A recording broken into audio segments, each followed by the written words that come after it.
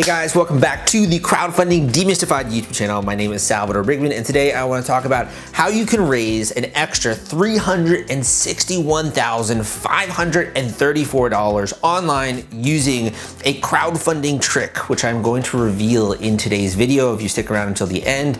And also, this is in addition to the money that you already are raising on Kickstarter or Indiegogo. So this is kind of like a hack or a trick where you can virtually double the amount of money that you raise with crowdfunding, and not a lot of people know about this, so I think you're gonna like today's video.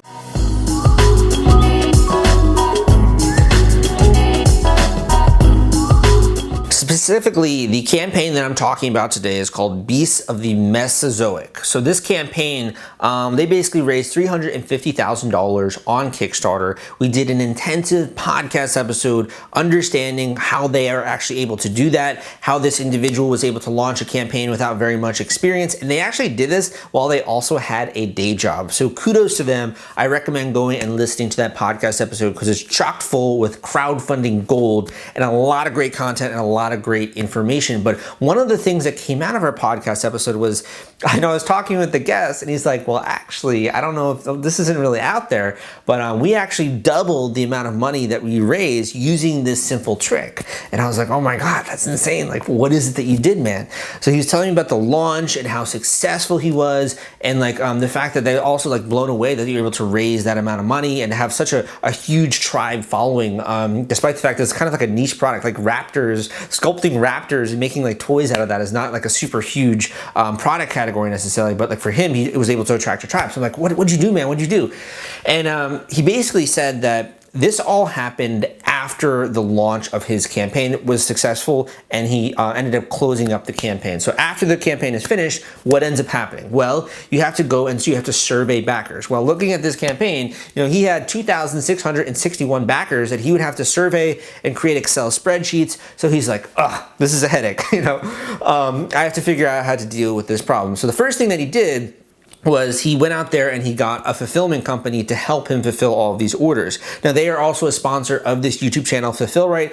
Can't say enough good things about them. They have a really solid operation there. They have really good transparent values. I've been working with them for a long time, so I recommend Fulfill Right as a fulfillment company for anyone else out there that's doing a crowdfunding campaign. You can start an easy conversation with them, and they can answer a lot of your questions when it comes to that. I want to take a second to introduce you to the sponsor of today's video, and that is Fulfill Right. Fulfill Right is a turnkey solution for helping you get the products out there to your customers and to your backers. Whether you're doing a Kickstarter campaign or an Indiegogo campaign, eventually you're going to have to do order fulfillment and get those rewards out there into the hands of your backers. So what these guys do is they basically offer a streamlined service for you and they take all that headache away. I highly recommend outsourcing this element of your campaign because it's going to make everything easier in the future. If you want to learn more about Fulfill Right, I'm going to include a link down below in the description of this YouTube video. But in addition, you can also check it out on the web at fulfillrite.com and you can learn more there. Thanks for listening and let's get back to the video. That was the first thing that they did was they secured a fulfillment center. So now all the products and the inventory is going to be shipped to that fulfillment center, and then that is automatically basically going to be filled out, and they don't have to deal with lots of packages in their garage or lots of packages in their home. I'm sure their wife, their girlfriend, or their boyfriend, or whoever is really happy that they don't have to deal with all those different packages.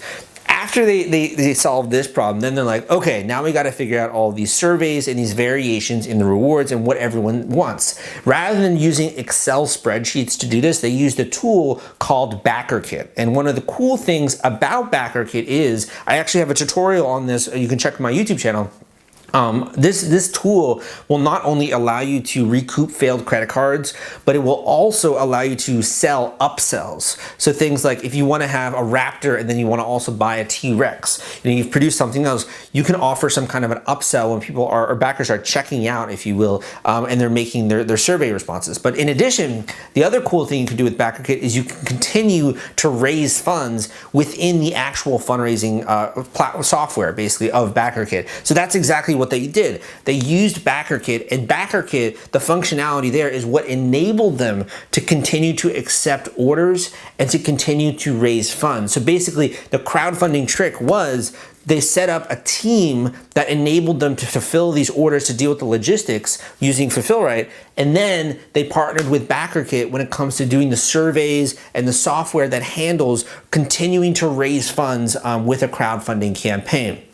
Now, there are some other ways that you could accomplish this. You could maybe do like an Indiegogo in-demand program campaign or something like that. But the cool thing about BackerKit is that it has a lot of functionality out there that will enable you to do other stuff like upsells and the failed credit cards, etc. So I recommend going and watching the YouTube video that I put together that sort of goes through this tool that you can see online. And I pretty much do a screen flow kind of tutorial there showing you how this thing works, how you can use it for your campaign. So the one thing I took away from interviewing this really distinguished entrepreneur who's also like, he's such a cool guy. You know, he doesn't think of himself, I think, as like a hardcore business owner. He kind of sees himself as more as like a creative type. Like he loves his day job. He's doing this on the side, but it's also like he could, if he wanted to, probably quit his job and just focus on this full time. But he just loves what he does, and he's an artist and a creative type, and he just wants to get more products out there into the world and to help people, you know, and to make good memories. If they're playing with these toys or they're playing with their kids, you're making good memories.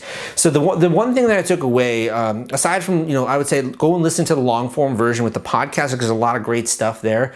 The other major thing that I took away is that the community that you build around your campaign can literally make or break the success of your crowdfunding campaign. They were able to build such a massive community here, and still, they have 2,600 backers, a little bit over that, and they have more than 2,000 comments on their Kickstarter campaign page, and a lot of that is people interacting with each other. When you can make an event out of your campaign launch, when you can build a community out of your crowdfunding campaign launch, what you end up doing is you go from just trying to sell something online to getting people emotionally invested in what it is that you're doing, to realizing you're a real person, and then you become the leader of this community. They delegate authority to you. They trust you as long as you're being transparent. And it's one of the, I think, most incredible ways you can have a competitive advantage over all the other people out there. For me, as a YouTuber, podcaster, blogger, author, my community has really allowed me to do a lot of stuff that I probably wouldn't be able to do at my age, like getting in front of and speaking with really high-level business executives and these people. And it's all because of the community that I've been able to build with my work and people that are interested and know my enthusiasm with those things.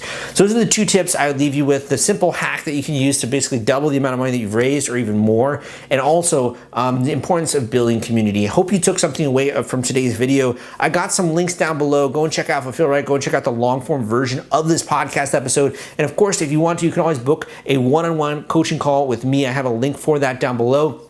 If you're just sort of getting started with this channel, not only do I recommend going and diving into some of the other videos I got out there, but also I have a book out there called the Kickstarter Launch Formula. Got a version paperback on Amazon, got an ebook version, and I also have a version on Audible. If you want to listen to this while you're on the way to work, you're in the car, you're in the subway, you're going to the gym, whatever it is, you can be learning at the same time. You can compress this into a much, I would say, sooner time period, so you can actually launch this thing. You can get closer to achieving your dreams and living a life of freedom, being your own boss.